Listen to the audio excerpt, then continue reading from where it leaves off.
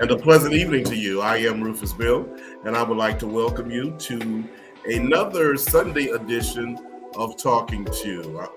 I am your host, and we're so glad that you're here with us today. Today is Sunday, November 26th, 2023.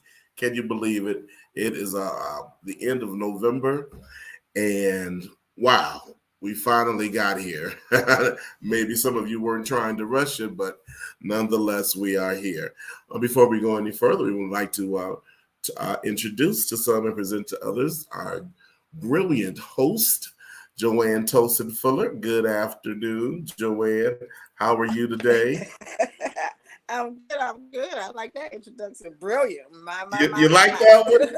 I'll take it. I'll take it. You take that? No. How you And doing? we're going to go to our other host, the one and the only, known as Pastor J. Yes.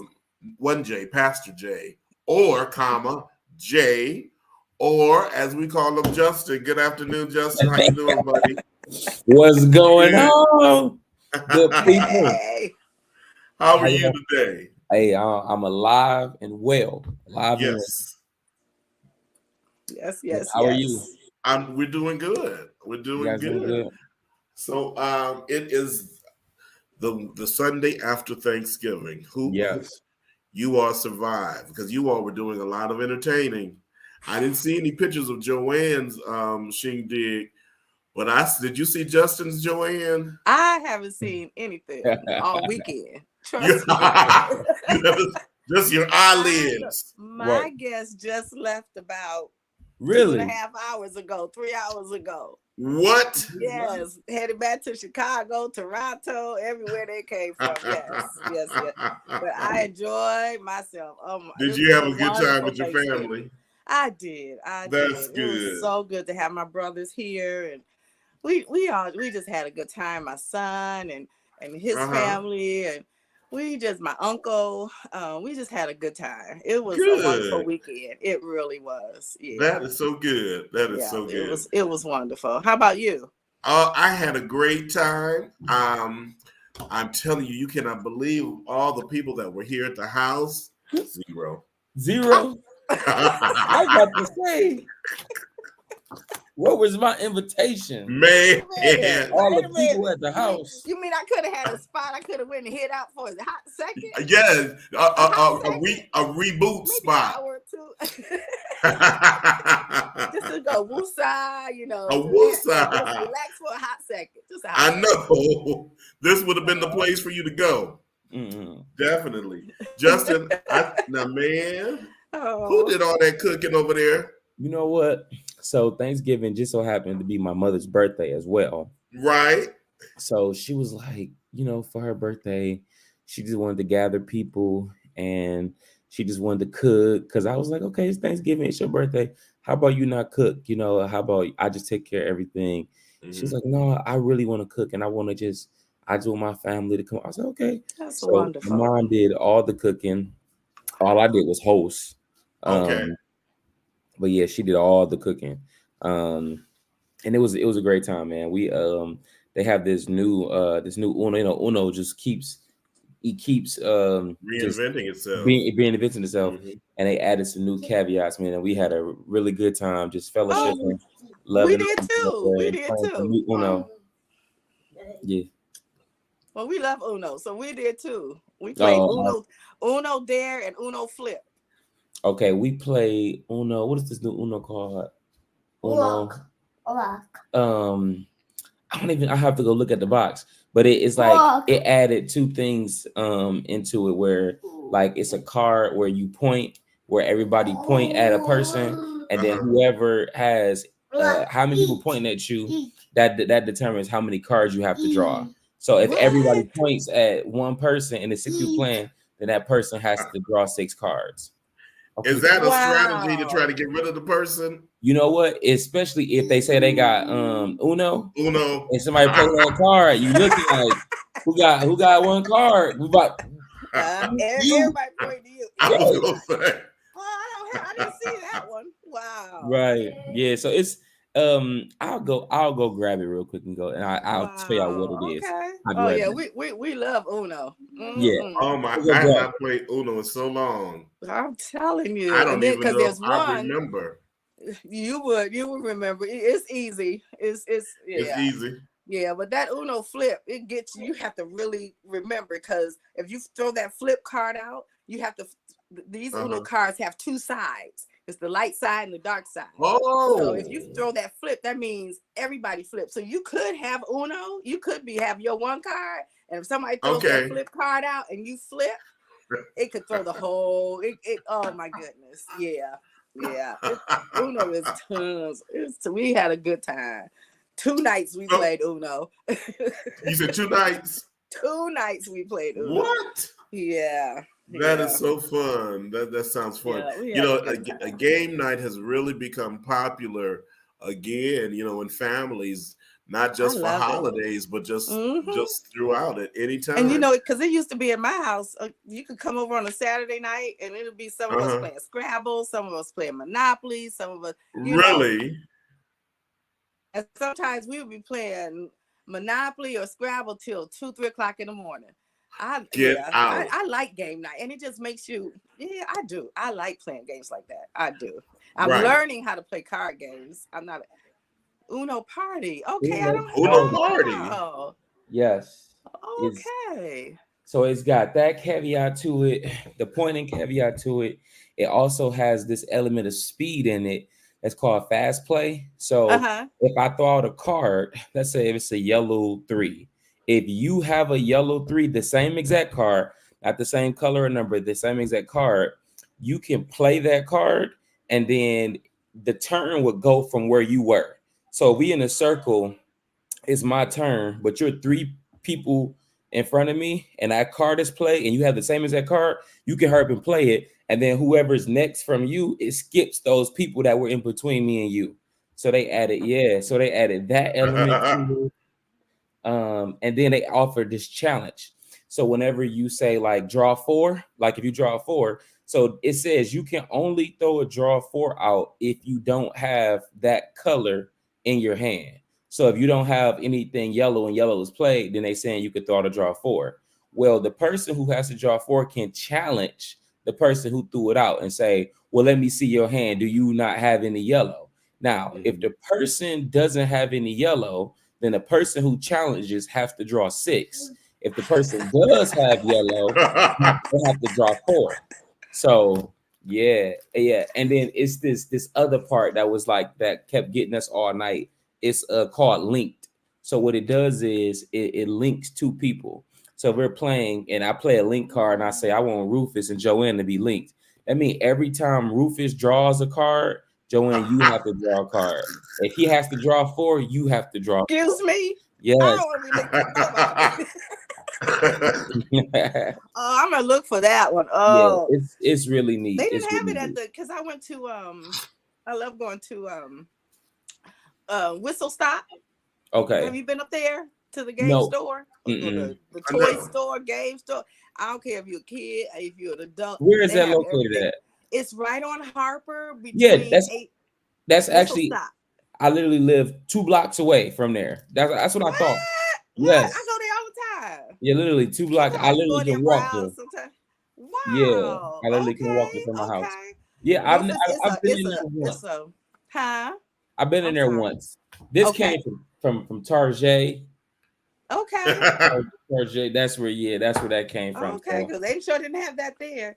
Yeah, but it's a wonderful store, Rufus. If you they sell all games, like board games. I mean, electronic any games. kind of game you want, they sell. I mean, almost any kind of toy you toys. Want. If you're a collector of trains, if you're a collector of, if you like doing models, if you like and they have teachable games from infants all the way up. I mean, you just have to go in there and just browse. Just go in there and browse. Just look around. Just look around. Yeah. It's really a nice store.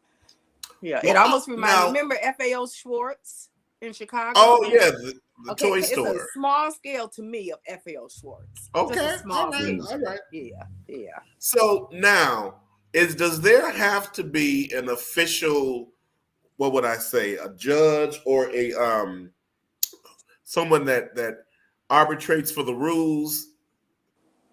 So what we did was we did have one person, because this is a new game. So we just played regular, and then whenever that card was played, the person would read the rule by following the card.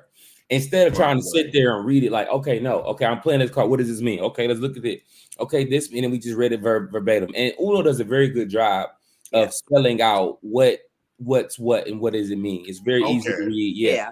So that's how we did it.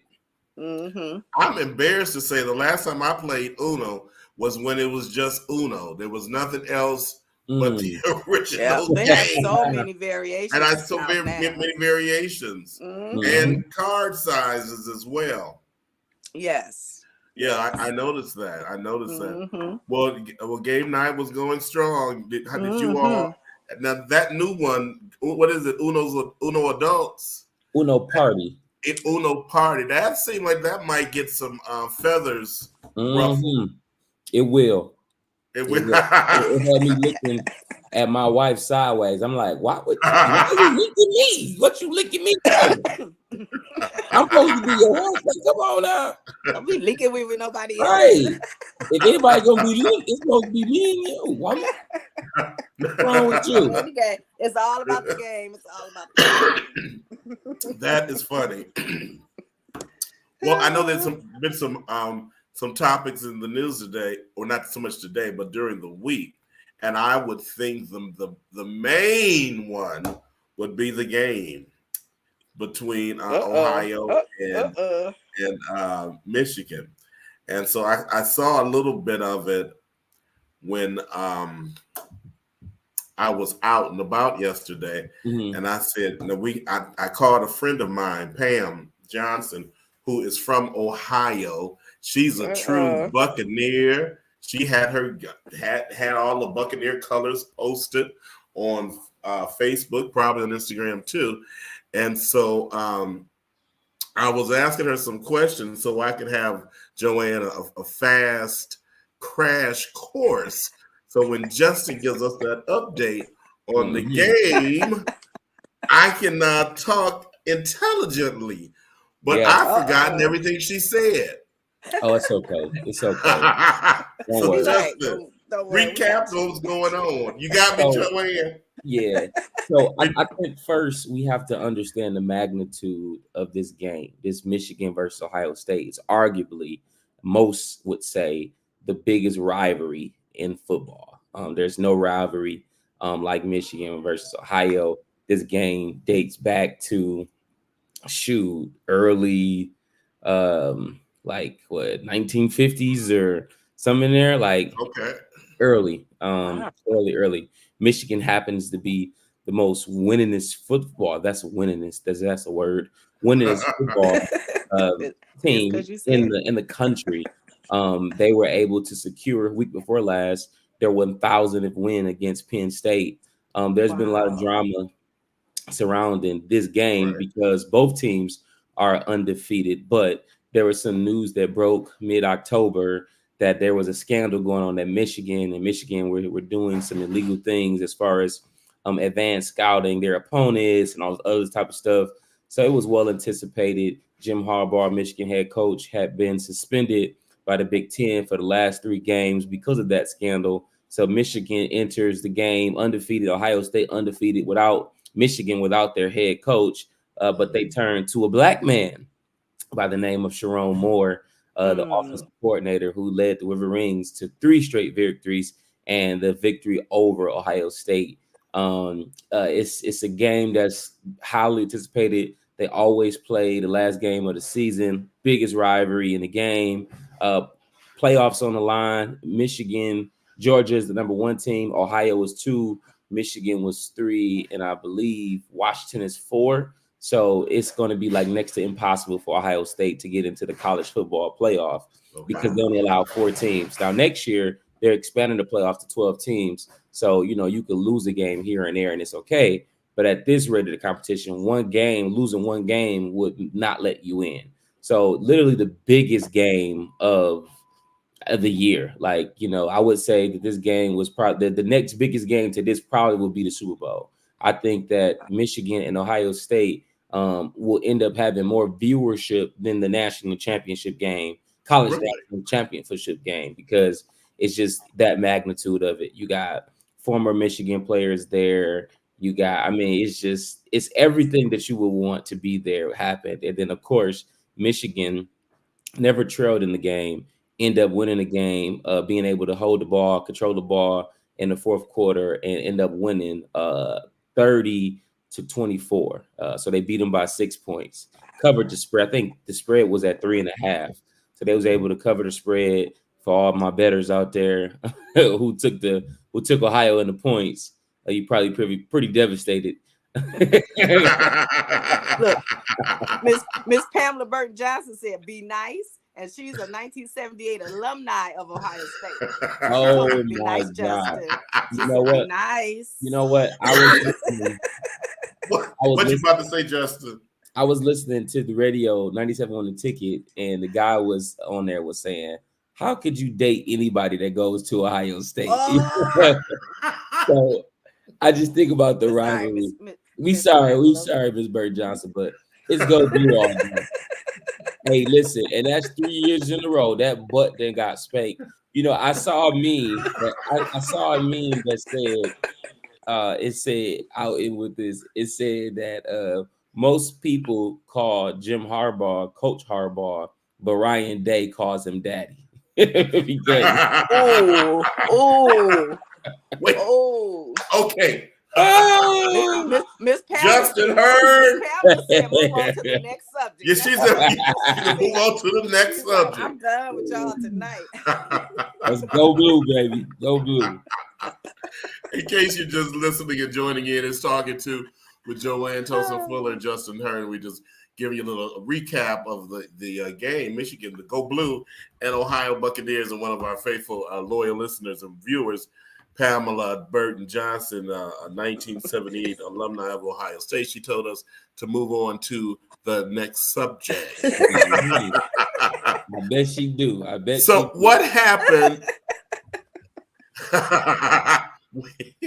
So what happened Thursday at the game? Now, you know, you have coined that phrase, Justin, and I tell it every time somebody bring up about the Lions game. I said, it's a nail biter. It's a nail biter. You know, the Lions, man, I don't know. I'm losing faith. You know? Oh, no. Oh, Justin. I'm losing faith. You know, I think that, you know, when it comes to sports, I always try to take a realistic approach. Most people just drink the Kool-Aid. Mm-hmm. I'm not really that type of person. The Lions are overachieving. Going into this season, I said they would be one game better than what they were last year. Last year they were 9-7, so 1 game better should be 10-6. I mean, they'll win 10 games. Mm-hmm. And I said they might, you know, be able to sneak into a wild card. However, and that's because the Lions have been rebuilding. They spent a lot of money on the offensive side of the ball, offensive line. They building it the right way. But defensively, the Lions at linebacker at different positions, they need help. But what the general manager did is he went and got help through free agency and not through the draft, which is fine. But most of those players that he got through free agency and that we thought was going to be contributors are either hurt. Most of them got hurt. So it's like we're playing with last year's defense still. Last year's defense was the worst defense so they flashed at moments, but overall they've been so inconsistent and they just don't have, football is a game of horses. If you have to have the players. It's like you can't scheme, you can't, it's not scheme, it's players, you know what I mean? And if you don't have a pass rush and you're giving a quarterback 30 seconds to throw the ball, eventually he's going to find somebody open because can't nobody chase somebody all day. Right. So I think that, the last 2 weeks have been ugly and, they found the way to win to beat Chicago at home. That was a really ugly game, but Jared Goff had three interceptions, terrible game. He opens this game with 2 fumbles. It's like he's just turning over the ball. And then the defense is just atrocious. And so it's like, man, here it is. We looking at the schedule. The Lions were 8-2. everybody was saying, oh, 13 and 13-3 or all these different schedules out of 17 games. And it's like the way the Lions has played the last 2 weeks. Oh man, it doesn't look good. We have 6 games left, 2 games against the Vikings, who are hitting stride. Chicago, who's going to be hungry because we just beat them. You know what I'm saying? We got Denver, who's turning their season around. And then we got the Saints, who kind of suck. So it's like out of the last 6 games, I think the Lions would be good to win 3. And if they win 3 of those games, that'll put us more at what 8, 9, 10, 11. That'll put us more at like 11-6. So I think the Lions still can win the division. I do expect them to win the division, but all the Super Bowl talk, we're not a Super Bowl team, because what Super Bowl teams do against bad teams is they make bad teams look bad teams. And what the Lions have done was play to the level of bad teams the last week that you can't tell. You don't know who's bad or who's good. Who bad is good. And you just can't. And everybody has a bad game, right? The Ravens game, the Lions blew out 37-3. And you be like, we just had a bad game. And then they turn it around. But here it is consistently 2 weeks in a row. The Lions have played terrible. The defense has played terrible. The offense turnover the ball. And it's like, this need to be trend. We need to be going up a level for the playoffs, not going back down. And so the Lions struggle against mobile quarterback. So I think the Lions will make the play. To me, a successful season would have been making the playoffs and winning a playoff game. That would have been a successful season for the Lions.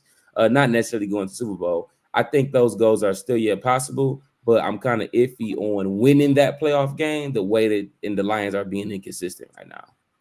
Wow. You said something very, very interesting. You said you can't, I'm paraphrasing, you can't be a winner if you don't have the players. And I was instantly went to just that comment you made can go across the board in anything, especially when you work with a team, Joanne. And it's important that all of your team members are there and that they are doing their part to be victorious in whatever your effort is. If it's sports, if it's in business, if it's in church, your church members, it's very important that everyone knows what they're supposed to do. They know the strategies, and they show up to play the game and win. It's talking Thank you. And like you said, play as a team. Play as a team. Play as and you said to me, I guess, I'm more into football now than I've ever been. Okay. But just what Justin said about they came out so strong. So sometimes you can come out too hard. Yes, you can. Too strong. Too fast. And so, I used to call them my pussycats because they never proved to me that they were king of the jungle yet. And so, because I couldn't call them cubs because, we have another whole team that are cubs. But it's like my pussycats are growing up, but they're not lions yet. They haven't proved to be kings of the jungle yet. And I still support them. I do. I still support them. They're my lions. These are my teams. But come on, y'all. Come on. Yeah, get it right. I think this may be one of the few cities that have been so supportive of their entire sport franchises than most. When I used to live downtown, and it would be a game day, if it was hockey, football, or baseball, I'm telling you, the fans were out. They were cheering hours. I mean, hours before the game would even begin. They would be out in the streets, just ready, down with their gear and all that. So we're gonna we're not gonna. Pam said we crucifying our team. No, we're not. Hosanna the crucified. Got a special guest for y'all. Look at our special guest. Look at the baby. Let me see if I can get a better view there. Goodness. Yes. Hi, mommy. Hi. Hey, precious. Waking up. She's just waking up. Oh, what is she about? She's 6 weeks now? Yep. Tomorrow should be 6 weeks. Yeah. Yep, 6 weeks Hi, tomorrow. Precious. Hey, you say hi. Ooh. Say I can. Look at Oh, I that. take her. Y'all have to come get me. Y'all have to come get her. Like, will you bring my baby home? Wait, is that Garfield? No, I think it's just like a little. Is it Garfield? No, it's a just cat. a little, It's a cat, but it's just a oh, little. she's cat. so A precious. blanket to wrap her up in. So And she's beautiful. so quiet. Oh yeah, she's very young, except for when she's hungry. When she's hungry, that's the only way she can let you make know. some noise. Other than that, That's she's right. pretty good.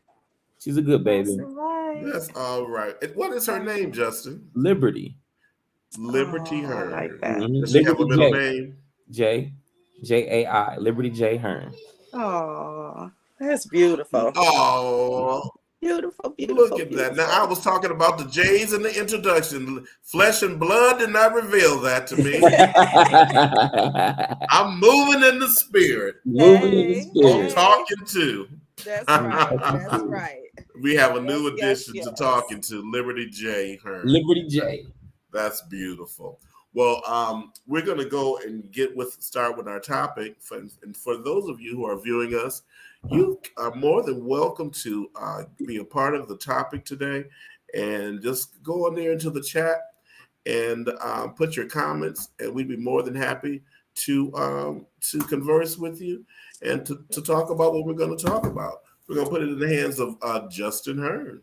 Yeah. So a couple of things I want to talk about. So ultimately, we're going to sum it up to America, the good, bad, and the ugly. That's what we're going to talk about today. I don't know if you guys were aware, but there was this document. I don't know if we talked about it, that came out, and it was a letter from bin Laden to America. You guys familiar with that? Mm-hmm. I did hear about that. I heard about it, but I haven't read it. I haven't read it. When I tell you, so I've read it. It's very long. I haven't read the whole thing. I probably read about 70% of it. And when I tell you that it has me scratching my head and just like, wow. And then he's given these responses to why he believes what he believes and why he's done what he's done. And it's just like totally mind-blowing. And I guess when you think about America and how it's established and everything that he said in this letter, is like, yo, you know what I'm saying? Now he does have some extreme views. Like there are some extreme views that I do not see eye to eye with. Okay. But a good portion of this that I've read so far, man, is like I can't, like he's not. So I'll give you this. So like in one token, he says, why? Let me see which one I want to read. Oh man, it's just so. Please, in your spare time, if you can, just read it. But so he talks about, you know, why did he attack America, right? So he says, okay, well, I attack America is because y'all are part of the problem, because y'all pay taxes, you know what I mean, that funds y'all country to come into my country. Then you guys allow these so-called Jews to become Jews and to take over and come in and invade and do these different things that don't belong here, that's not from here. When Palestine, you know, people, you know, had this country and you guys allowed them to come in. And then, you know, he goes and talks about how America is just lawless, and how that we govern ourselves by rules and regulations that we come up with, and how he sticks to what God tells him to do in the Quran and just these. Well, yeah. And I mean, it's just like, whoa. So, you know, he brought up like homosexuality. Like that's something that he really talked about. And he was like, America, you know, you guys just let people do, you know, whatever they want to do and operate whatever, but it's wrong. And so he almost says, like, he's basically saying that God allowed him to cast judgment on America for America's sins. And then he talks about how America has taken their oil, has displaced their children, and just have did these horrible things to him and his people. And then it's like, okay, when you read this stuff and you can see how true it is, it's like, I'm not saying bin Laden was right for what he did, but it gave much understanding to where it's like, how can people kill people and say they did it in the name of God? And it's like, oh, it's like I get it. I see why they're doing this. You know what I mean? Because to them, we don't have any moral standard. He said you guys even took prayer. You guys have separated church and state, and you took God out of it. And I mean, it's like it gets so deep in this letter that he wrote, and it really exposes America. And I think that is one of those things that we're so privileged that we don't know that our freedom that we have was much manipulated. You know what I mean? Of course. And even when you look at, you know, the Native Americans or the indigenous people being here, they totally, Christopher Columbus and all of them, they straight deboed this place and set up this thing called America. And so we live in these freedoms and, you know, the freedom of this and freedom of that, and we enjoy it. But have you really thought about in retrospect The from cost. the cost? You know what I mean? And even how he was, and he even later he was saying, like, you know, y'all got military bases all throughout the Middle East. Y'all fight y'all wars on our turf. Like, and it's just like, man, like, good grief, like he's right. Like, it just really, I guess, opened my eyes. And then to take that letter, and then there's this new documentary on Netflix. If you haven't watched it, check it out. It's called Stamped, and it's about slavery. It's about Black people, period, in America, and the struggle through America and where we got into now. And it opens with this question of what's wrong with Black people. So they ask all these historians, what's wrong with Black people, and then they turn out nothing's wrong with Black people, but America has happened to Black people.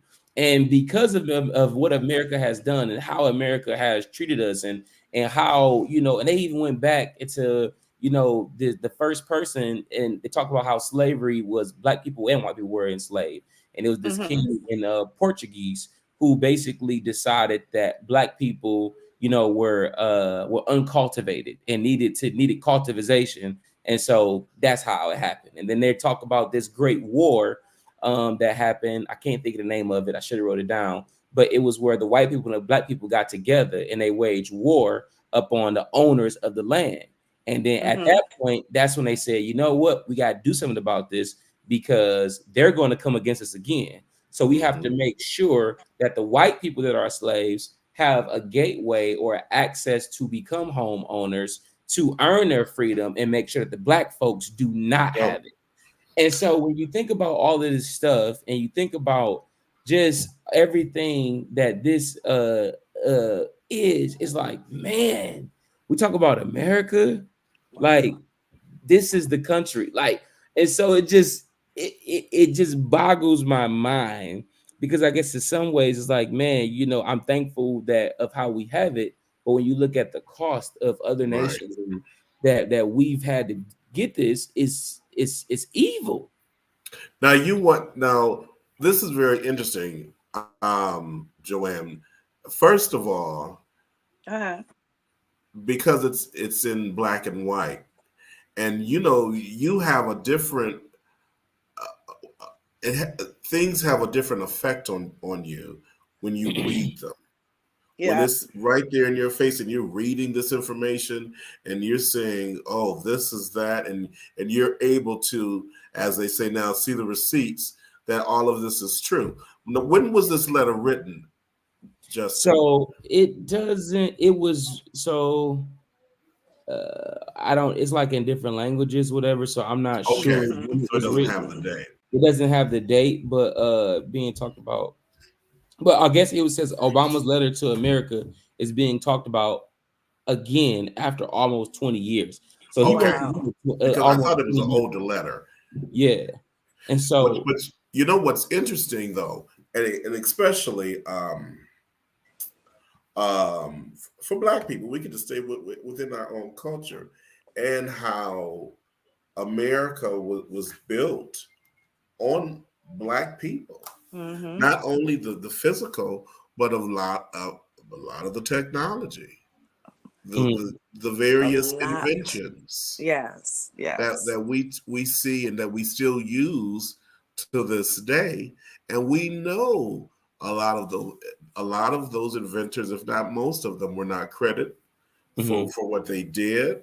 America took their ideas and ran with it.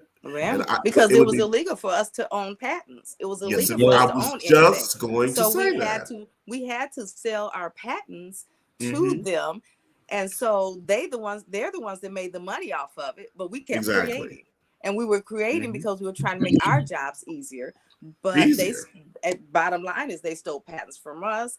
You know, they stole they stole from the Indians. So it bothers me. Right. I mean, so all that letter, it sounds like it covers so much. And when you really go back and look into history, the lies that were told in history, and also everybody here is an immigrant. Mm-hmm. Right. Everybody, except maybe the American Indian. right? Everybody is an immigrant. So how are you gonna tell people to go back then? And if you're and y'all gonna put me on my box now, but anyway, get up there. But if you want people to leave America, if you want people to go back home, then you go back home. If you so dislike it over here, then go back home, because your ancestors came over here on a ship too. As well. But they came over here willingly. We did not come over here willingly. They came over here willingly, most of them. And so then go back home. Then find out where your ancestors came from and go back. So these are the questions that this letter answers. So why are we fighting and opposing you? What are we calling you to do, and what do we want from you? And so those are the two questions that this thing answers. And I mean, repeat those questions again. So why are we fighting and opposing you, and what we are calling you, what we are calling you to, and what do we want from you? And so he just go A, B, C, and spells it out, you know. And in here it talks about, so B says, you attacked us in Somalia, you supported the Russian people against us, and the Indian oppression against Kamari, and the Jews against us in Lebanon.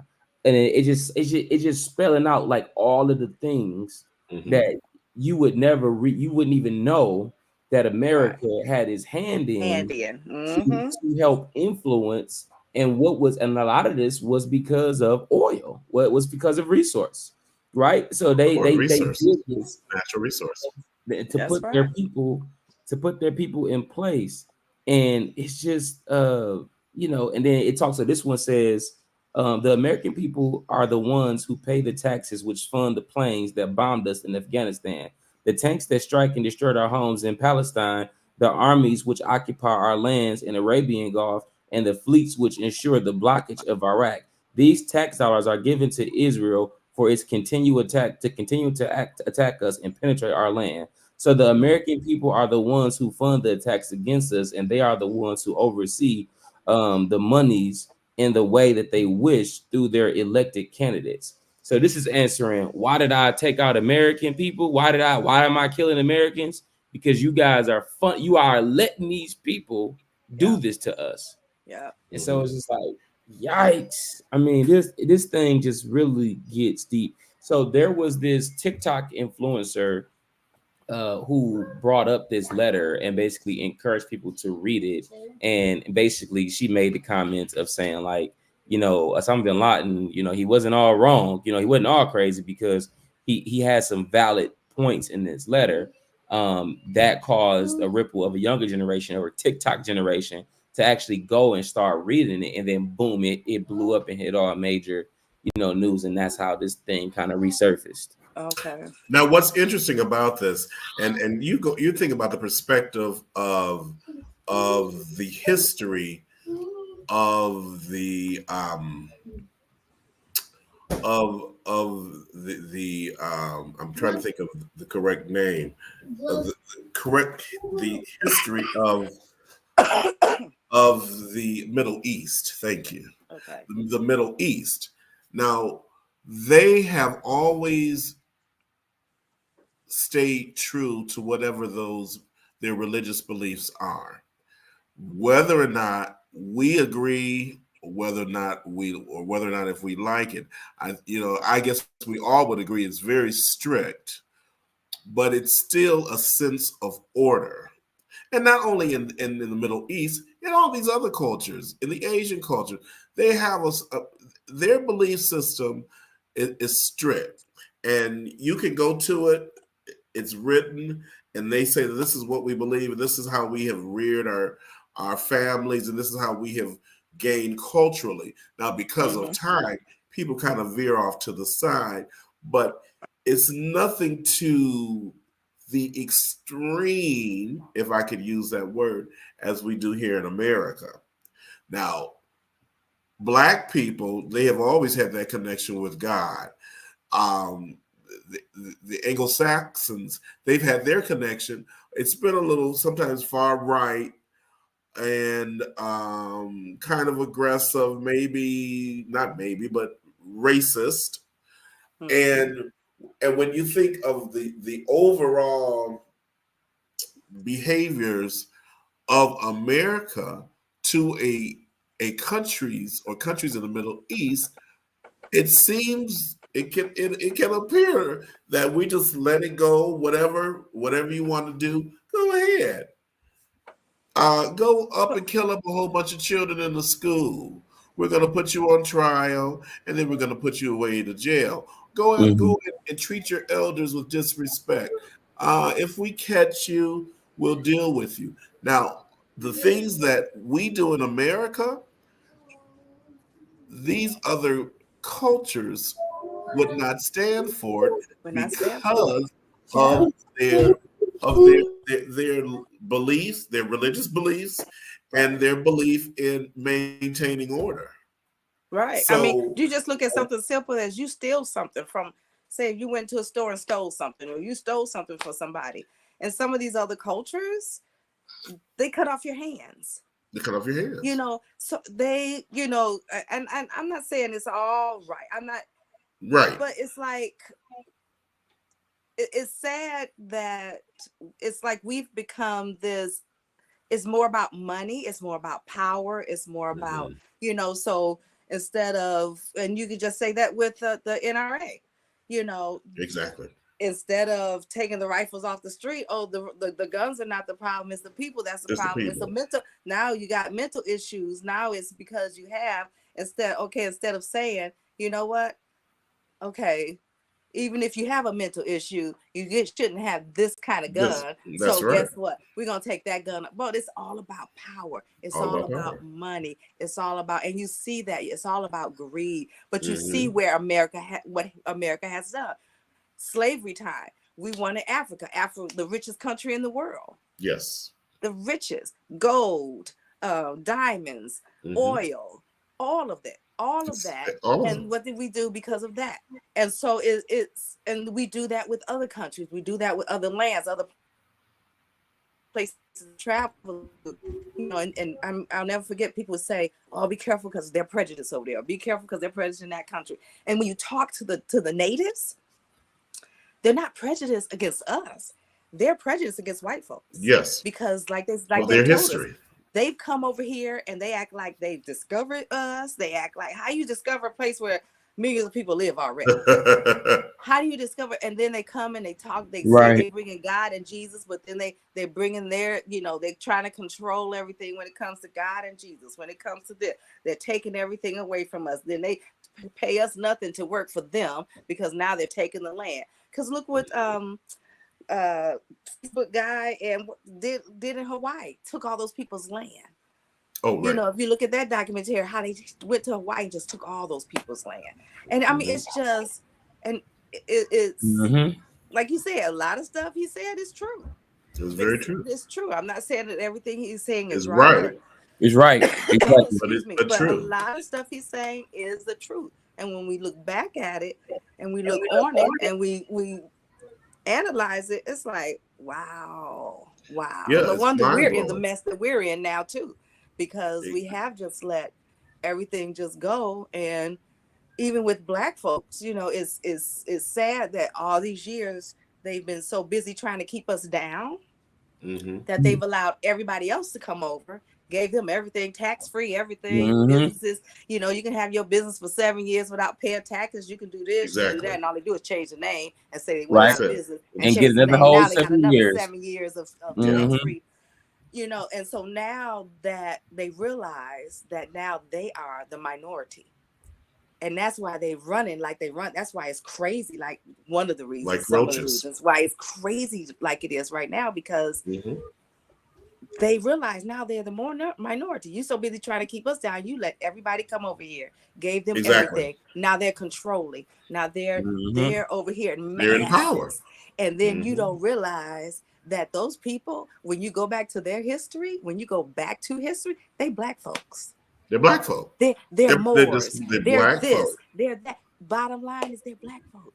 So it's crazy how we have where we are now.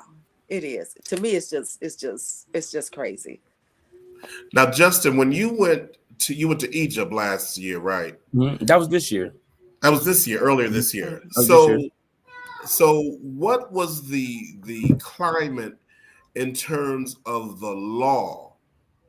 And so, you know, in terms of crime being committed, did you pay attention to that? Did you research anything? Because I know it's very strenuous, especially at that airport, in terms of people trying to get away that they cannot, or because of how that they have that set. But to keep order, where were you, in Cairo? Cairo and Alexander and Luxor and Alexander, Luxor, Cairo, and a few other places. I can't remember the names of them. So these places are heavily visited by tourists. Yes. And these are poor places. Now you think about all of the Americans, people from various countries coming to Egypt and to these poor areas where the people, the residents that are living there, are governed by whatever law is there to prevent, as much as possible, a lot of illegal activity, stealing. Now they definitely will beg till the cows come home. But I think it's interesting how that they are able to maintain a sense of order. How did you perceive that while you were there? So the interesting thing is that the number one economy booster in Egypt is actually tourism. So it's not some plant, it's not hospitals, or it's literally tourism. So everybody is literally trying to convince tourism to come to their, restaurants, to buy their headscarves, to buy their jewelry. I mean, you are hounded. I mean, when I say hounded, you are hounded. And they're like, I gotta feed my family, just the $1. And then you gotta realize too, like $1 American is like 500 Egyptian pounds. Like it goes a very, very long way. The interesting thing about us was, now, I don't know. We went to Cairo. Everything we did was tourism, whatever. Right. But we had police escorts everywhere we went. Everywhere we went. Guys with M5s walking around. And so I asked our guy, I said, I know we're in Egypt, we're here, whatever. But why do we have police escorts everywhere we go? Why are there 2 armed men every time we get off this bus? And he says that a few years ago, early 2000, there was some tourists that were killed in Egypt that were non-Americans, and then that scared people away from going there. So now the government has, because they want to protect what is their number one economy booster, they want to protect it. So now if you're doing official tourism in Egypt, the government freely gives you police officers to be with you and your party on your trip. So that was the most interesting thing. And that I saw, whatever. And as far as like everything goes, there's not a lot of shops, and it seems like everybody does their own thing. So I would think that it's more of a trade thing than it is like a purchase thing. So like, okay, my family has this, and so we're going to give you this for this resource, for that resource. and more so. So, and everybody was hounding, asking for money and stuff like that. So as it relates to crime or anything happening, like I didn't see any jails, I didn't see any prisons or whatever. And most people, were, they had purpose. You know what I mean? They were, right. If they wasn't just out like, you have in the United States. Like if I'm out, hanging I'm out. Outside of the stores. Right. It's all purpose driven. Like they're, yeah. So very, poor country though, very, apartment buildings look abandoned, look like bombs hit it. Like if people stay there, like no electricity, no running water. A lot of places, were definitely like that, but it didn't seem, I didn't feel unsafe, but there's an aggressive nature there. Yes. Like, that is like beyond, like, you think Black people are aggressive? No, Egyptians are. I mean, the way that they talk to each other, and I'm used to people talking loud and going back and forth, and they not arguing, but it made me like, what is that? They fight about to fight? Like, what's happening? Because that's how aggressive that they, they talked and dealt with each other. But yeah, but so I don't know necessarily. Even with that, even that being a poor country, and the people are begging or doing whatever they can to make ends meet, that government, that there is no, it's not lawless. It's right, exactly, as it is in America. Right, That's exactly what Laden was referring to. Exactly. They still have order, even though it's aggressive, and it's, they're walking around with these guns. And you know what? And that's because of the religion. Most you do have some people that are Christians. You have Christians that are in Egypt. You have majority popular Muslims that are in Egypt, and then you have some other people, whatever. But most of those people adhere to that specific religion. They're praying 5 times a day. They're very respectful as it relates to women and children, and they just govern themselves. They're not just living free and just like, I can do whatever I want to do. No, right. They have boundaries. They have, certain things. They have boundaries. Even as it relates to, you know what I mean? Like, washing their hands and washing their feet, like they're disciplined, you know what I mean, to what they believe. And that's what's interesting, in this letter, bin Laden says, what are we calling you to? And he says, we're calling you to live, for the Almighty God. And then he talks about the Quran, and he talks about, all these things that the religion that he believes in, it offers, and why it's good, and how the Quran is the holy word of God, and all this other stuff, whatever. So he's actually telling America, y'all need to be saved. That's what's so crazy.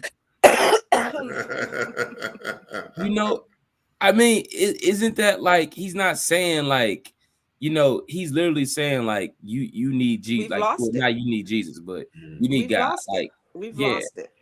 We have lost. We've lost God. We've put him morality on the back box. We've become so casual with God. It's crazy, So we've lost it. We have, as a country, we've lost it. I would love to get the perspective of Middle Easterns as it relates to the to slavery of Black people, and how they, or what their take is on the government enslaving a culture and keeping them enslaved, and using these strategies that are still working till this day. But I would especially like to know their take from the origin of slavery. And I'm sure there could be something there in that letter that bin Laden wrote that might speak to it. But it would be interesting to see what is it, or how they, what do they think about it? Yeah, that actually would be interesting. And it's just, man, it just really makes you think, and it's like, ultimately, like, I guess when you think about America, you think about what America is founded upon, you have to realize that there were white men at that table that came up with the system. So white America did not have black folks in mind. It was created in the frame of thought that black people were property, not people. Exactly. You know what I mean? Right. So when you think about that, and then you think about too that, and when you really think about it, it wasn't always black versus white. America was really built on elite people who had money, rich, and then it was poor. The only reason that they bought into this whole color thing, which you can find in the documentary, is called Stamped on Netflix. The only reason why they bought into this color thing, because they said, well, hold on, we gotta look at this. There are the rich people is only 2%, right? It's only 2% of us that own land, that own this, that control this.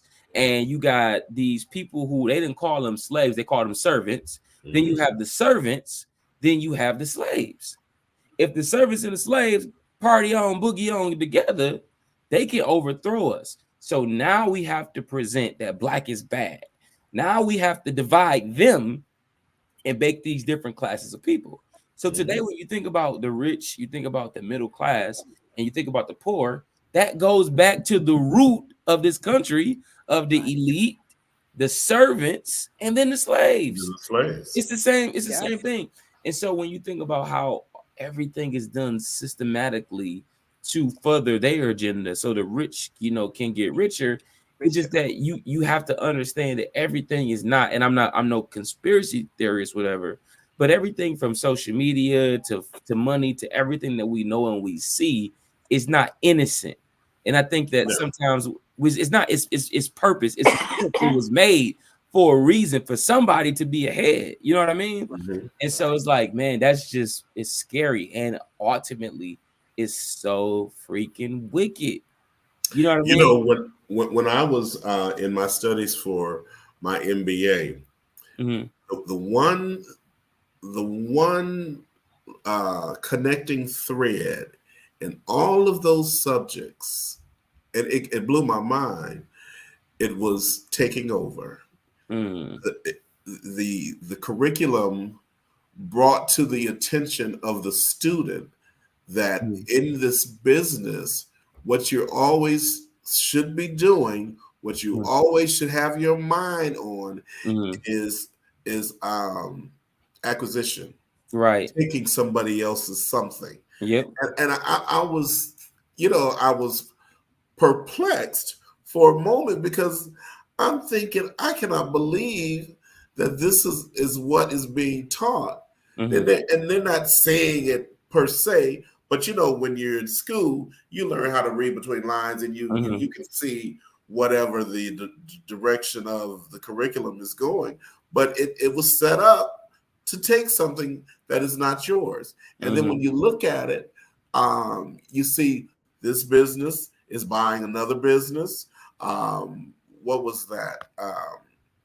Was it Google? How it's bought so much? I think did YouTube buy Google, or Google bought YouTube, or you always see the grab. And America has been built on, I'm going to take from you to build for me. And they teach it in the college, in the university, at those levels. And for the most part, you may not even really see it. You may not even pay attention because you're just doing your studies. But I guess because I was slightly older, I could pinpoint exactly how studies were formulated off of how America was built. Even when you think about Howard University was not necessarily built for Black people. It was built for people, for the children of the slave masters who were a higher pigmentation in their skin color, and they wanted a place where they all could go and be together and learn. that's how Howard came to be about. Now, eventually, of course, as things trickle down and as time moves on, the student body became darker, but it wasn't for that sector of Black people. It was specifically designed for the children of the slave masters. Because it was that what they pitted. That was that light skinned Black and the dark skinned Black. Yes. And so that history, my mother would tell me about how, you know, there were certain areas you could not go into. You had to, if you were darker than a brown paper bag, literally, and they would put a brown paper bag up to your face. Yes. If you were darker, you could not enter in here. You could not go here. You could not bring somebody home if you were darker than a brown paper bag. If you were light skinned, so that story is true. But that's how they pitted us. So you had your house slaves, you had your field slaves. The house slaves were usually the master's children because they were light skinned. They wanted something, you know, they knew that they were their children. And so you had how they pitted us against each other. And that still goes on today. Yes, it does. You know, when I was a kid, you know, we'd be jealous of the light, bright, almost white. You know, everybody wanted, you know, so it was that stuff that you and then when you realize it's like, man, they really played mind games because it wasn't about, we could have, like you said earlier, we could have overthrown them easily. But they played such a mind game on us that we had no power about nothing. We had no power but to do what they told us to do, either to jump how high they told us. You know, so that mind game, and it's really sad. When you look back, it's like, ooh, mercy, makes you angry. You know, years ago, I did it was a holiday party, and I got hired to do the entertainment that night. And I had shared with somebody what I was doing, and they said, they hired you? And I said, well, what do you mean? They said, well, you know, you're kind of dark. And it was in a Black organization, but they said, you're kind of dark. And they don't usually deal with dark people like you. And so I kind of laughed it off. And then they gave me a little history about this particular organization. And when I arrived to perform, there was a group of ladies. I didn't mean to say that, but I said it. There were people at the door. They were sitting there. Now, they didn't have the brown paper bag, but you had to stop by that table for whatever purpose that you had. Now, there were not a lot of how can I put it? I was among few that were dark, this color of Black. And then when I'm in the room and I'm looking, and just the mannerisms and the behaviors were different. They were whatever they were. That's what they were. But it was based off of an era back in slavery time. The Black people in the house versus the Black people that's out in the field, the lighter skinned people against the darker skinned people. And it was crazy. This was in the 2000s that this same type of effect was still strong. You know? Wow. It's sad. It's sad. It's still, and it still goes on. And it still goes on. Especially in some of those elite clubs. Yes. That are supposed to be very that are, you know, for your children and how your children can go further in life. That's right. And have those connections. And but when you look at it, it's like, you know, and oh, okay. Wow. So you can really do pick. Yes. So you can imagine they pick. And I'm trying to be nice by saying it because I'm not gonna say the names, but it's like, right. Wow. I know. Okay. You notice those things. You notice those things. So now so there you have Osama bin Laden there in the in his country observing the behavior of the powers that be against Black people, and just making notes. Now, they're doing this to Black people, or they're doing this to Black people, because he's really speaking about Black people. Mm-hmm. And they're doing this to Black people. And so now he formulated all of this, put a letter together, and just put it in our face and say, look, this is what you all are doing there. This is what your leaders Mm-hmm. are standing by. And this is your America. Even though we have all these freedoms, he said, this is your America. Mm-hmm. And so as Justin said earlier, the good, the bad, and the ugly. Ugly. Yeah. The good, bad, and the ugly. Well, before we go, Justin.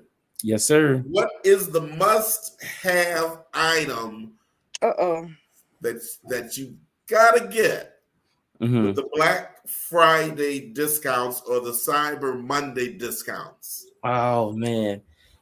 I've honestly been like off the shopping tip type of thing. I really have. I've just accumulated so much stuff over the years, and it's like I'll just look at it and I'd be like, I didn't need that. I could have lived without that. And so now I'm trying to be what they call now a minimalist. Minimalist. Yeah, minimalist is just so. I would love, I think Black Fridays is usually the time to get TVs. They always have awesome deals on TVs. And, I got a 55-inch in my basement down here on the wall, and I would love to have a 65 or a 70-inch, but it's not a smart TV. So I have an Apple TV that's connected to it. But if I buy a new TV, it's going to be a smart TV. And then the Apple TV would just be, I wouldn't need it anymore. So it's like, I haven't bought a TV. So yeah, I don't know. Save your money, buy some stocks. You know what I mean? Buy some bonds, book a trip. You know what I mean? Amen. Oh, yes. That's what Yes. Joanne, what is the must item that you're going to purchase or that you're even contemplating purchasing during this Black Friday, Cyber Monday sale? Rufus, look, Justin, I don't need a thing. I really don't. I'm serious. I've been trying to curb that. So I really don't know. I there's nothing that I really need or that I really want right now. Okay. I'm good. I'm blessed. I have more than enough of everything. And I'm truly blessed. So I really can't say anything right now. That's sad. Is that sad or is that bad? That's really good. Now, see, that's growth. That is that's a maturity level that I hope to get to. Okay, so what's your item? What you got? He was trying to make us feel good for all the money he about to go spend. He's trying to justify. Right. There is nothing that I have put my hand on, but there's always, I was just looking today, and I was looking through Macy's, and I kind of looked over there at Nordstrom's, and I just said, well, there's a couple of things that would really look good over here with me. Mm-hmm. However, I'm like Justin and you both. When I look into those, the amount of shoes that I have versus to the shoes that I wear. Mm-hmm. And I shouldn't buy another shoe, coat, another white shirt, another sock. Maybe I'm gonna focus in on fragrance. Maybe I get some colognes. But God is good. He is. I am so blessed. Blessed. I am blessed. And he is faithful to his word. Yes, and he is. Of course, I will cut up here and there, and yet he still says, Rufus, here, I'm gonna give you the desires of your heart. So I'm gonna try to remember that. And stay clear and not look until I know the sales are off. And see, that'll be the deterring factor. Oh, I'm not gonna buy that now. Yeah. I always say, if my size is left, I'm gonna get it. You're gonna get it. But I'm trying to exercise some discipline. Speaking of fragrance, my new favorite fragrance right now is this. It's by Versace, called Eros. You ever smell that? Oh yeah. It's really nice, really nice male fragrance. So that's like kind of my all-time favorite, right? There's a couple other things, but that right there, that's like my, you know, my if I want to turn some heads, I guess. I don't know what's per se turn some heads. I ain't trying to say Hey. but it's turn just, them heads. right. But that's the kind of smell that it is. It's really good. Awesome. Really good. Like, who was that walked in? Ooh, who was Yeah, that walked you into the know, room? Oh right. my Like, goodness. yeah, somebody's. Who just walked past me? Yeah. I love it. Yeah. I want to say congratulations to the granddaughter of Sharon Beard Smith. I think she just recently earned her MBA, and say congratulations to her. Congratulations. And, yes, and to my employer, Mary Ruth Ely, Pastor Mary Ruth Ely of Puritan Street Church. I couldn't remember my job, of Puritan Street Church. And she turned 90, and they had a 90? 90. Awesome. Wow. Yes, and she is still doing. She's on her feet. She's in her correct mind. She's running that church, and nobody is running her. And she has it going on. I saw her this morning prior to service, and I said, "Pastor, happy birthday!" And she said, "Mr. Bill," she says, "I'm singing a solo today." She says, "And you better be on it." I said, "I got you, Pastor." All right now. You still got my check, so you know I gotta be on. But yeah, I want to say happy birthday to Pastor Ely, who does a great work. She's very humble, a woman, but she's very effective, and just say congratulations. So this has been a great show as yes. always, and we want to thank everybody for listening and for viewing. And when you see this later, you know it was funny, and I don't know if you all have noticed. So. Mm-hmm. At the end, maybe in a couple of hours or maybe the next day, when I go back and look at the back end of the show to see how many viewers we have, we are very appreciative, because everyone doesn't catch us live, but I see a lot of people catch us. Mm-hmm. You know, what do they call it, Justin and Joanne? On demand. Right. They kept us there. On demand, post show. Mm-hmm. And we had a nearly close to 100 views from last week's show. Awesome. And so that was good. I think the people are really enjoying the combination and the perspectives of each one of us, done in a very professional way and very educational way as well. So I'm really grateful to both of you, Joanne and Justin, for the great work that you all put in to make this such a success for everybody. And with having said that, everybody have a great week. Peace, y'all. And we will be here next week on Talking To. So make sure you're here to join in with us. We will be looking forward to it. Forward to it. All right. Everybody have a great day. You too. You too.